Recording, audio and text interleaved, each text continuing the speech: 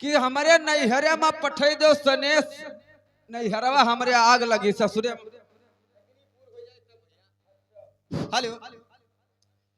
तो पर नारी श्री राम गोपाल मास्टर यही लगई हो। अरे तो जई हो कोरिहाई। अरे मौका पर पतु है ना बकसे। अरे जसना गिन धर खाई और जोगिया रे जागा रहो भाई।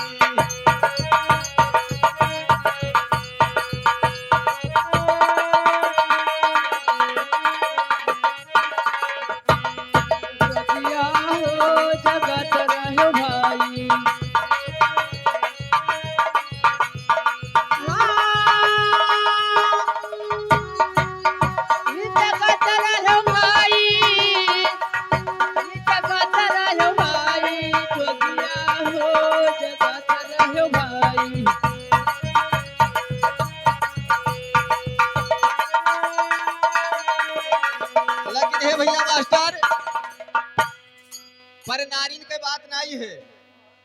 अरे परी नारी पुरुष पर यही लगावे तो उनहु जई है कोरिहाई। अरे मौका पर अरे उन्हीं ना भूले। अरे जस काला नाग धर खाई और जोगिया रे जागा तरहो भाई।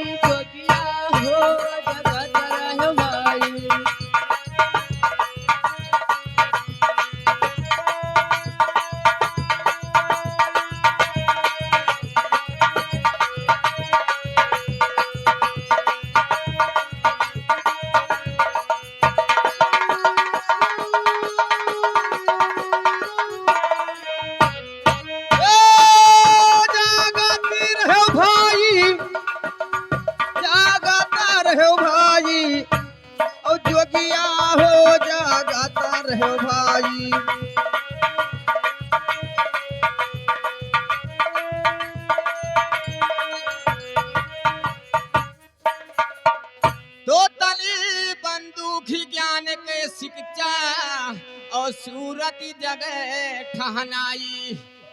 अरे तन बंदूक ज्ञान के शिक्षा और सूरत जगह ठहनाई।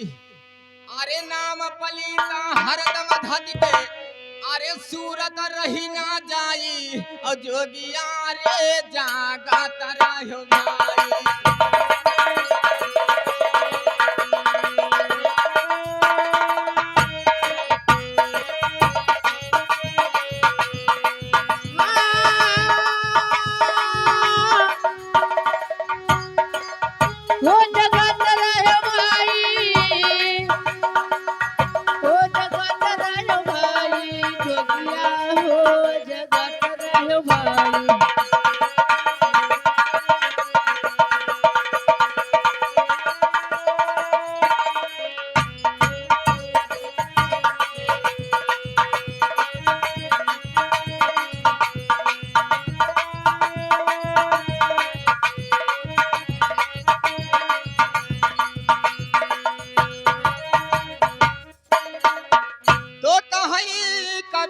सुलई दे साधे और पदिका दिए लखाई।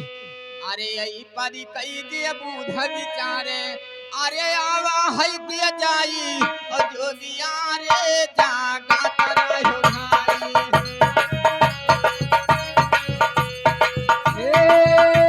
जागा तरहो भाई और जोगिया हो जागा तरहो भाई।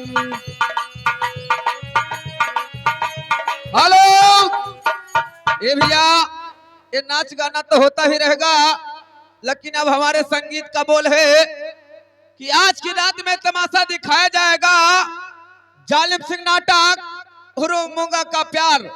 और दोस्तों ये भी ड्रामा नहीं पसंद है तो दूसरा ड्रामा है सत्य और लक्ष्मी भाई बहन का झगड़ा और विक्रमाजीत की गरीबी। और दोस्तों ये भी ड्रामा नहीं देखना चाहते हो तो तीसरा ड्रामा है राजा परसोत्तम उर्फ मिर्जा खान की दोस्ती और दुश्मनी। और दोस्तों ये भी ड्रामा नहीं पसंद है तो आज की रात में तमाशा दिखाया जाएगा राजा भर्तृहरि महाराज का जोग। हेलो हेलो हेलो अरे दीवाना हम कई के, अरे दीवाना हम कई के